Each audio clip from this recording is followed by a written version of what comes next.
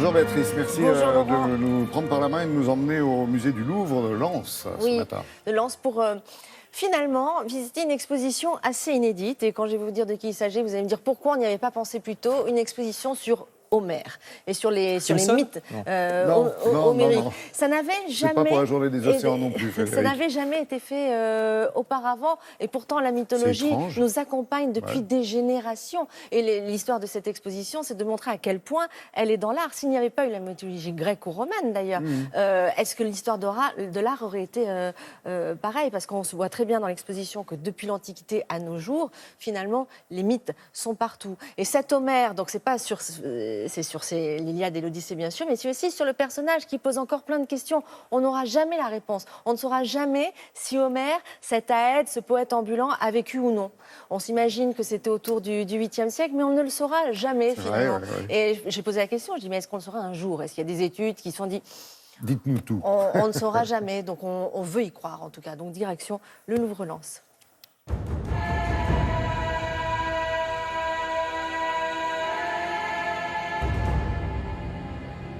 En fait, Homère, on ne sait pas grand-chose sur lui.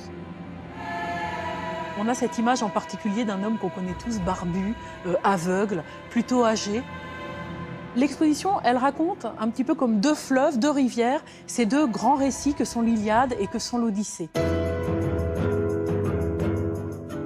L'Iliade, c'est un récit de guerre, c'est Achille qui se bat contre Hector. C'est un seul épisode en fait de la guerre de Troie. Ça commence pas au tout début, ça va pas jusqu'à la toute fin, mais c'est ce récit épique de bataille qu'on dit aujourd'hui homérique, de bataille extrêmement violente. Et c'est un récit qui engage les hommes et les dieux.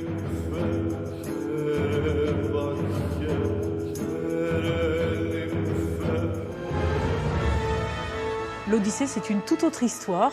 C'est l'histoire d'Ulysse, donc Ulysse perdu sur la mer Méditerranée et qui va errer pendant une dizaine d'années après la fin de la guerre de Troie pour parvenir à retrouver son foyer, son épouse Pénélope. Il va rencontrer des monstres, les cyclopes, les géants. Il va rencontrer des femmes, beaucoup. L'Odyssée, c'est au contraire un récit très marqué par les femmes. Il va rencontrer les sirènes. Ulysse, afin de résister aux sirènes, ligote tous ses compagnons et demande à ces derniers de l'attacher au mât du bateau pour que lui puisse entendre les chants des sirènes sans y succomber. Il va rencontrer la magicienne Circé qui, après avoir tenté de le transformer en cochon, va se laisser séduire par lui et rester avec lui des mois durant.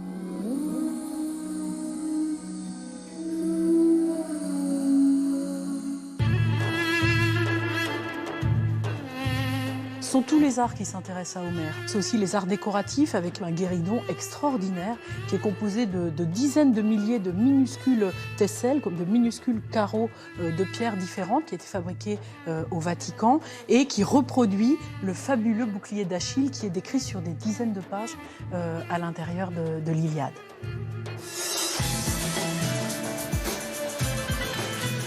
Ce sont des scènes qui permettent toutes les projections, tous les fantasmes, tous les rêves.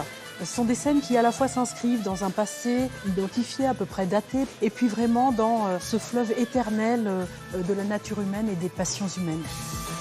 Je crois que c'est pour ça qu'aujourd'hui, on peut montrer à travers cette exposition, non pas un Homère, non pas un Ulysse, non pas un Achille, mais bien des milliers sur lesquels des millions et des millions de personnes depuis des siècles ont pu projeter leurs rêves les plus fous.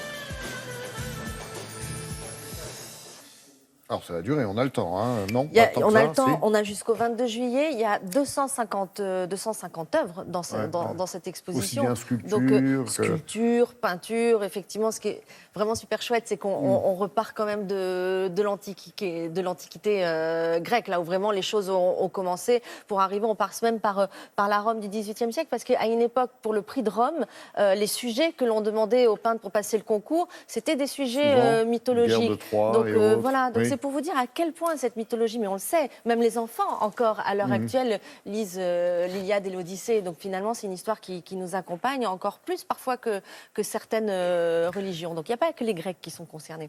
On reste dans l'Antiquité. Oui. J'ai une chose à vous dire concernant l'expo Toutankhamon, dont on a déjà parlé ici à l'ouverture, qui est à la Villette. Et vous y étiez en direct, on y était en direct le matin, plutôt 4 fois qu'une d'ailleurs, je m'en souviens.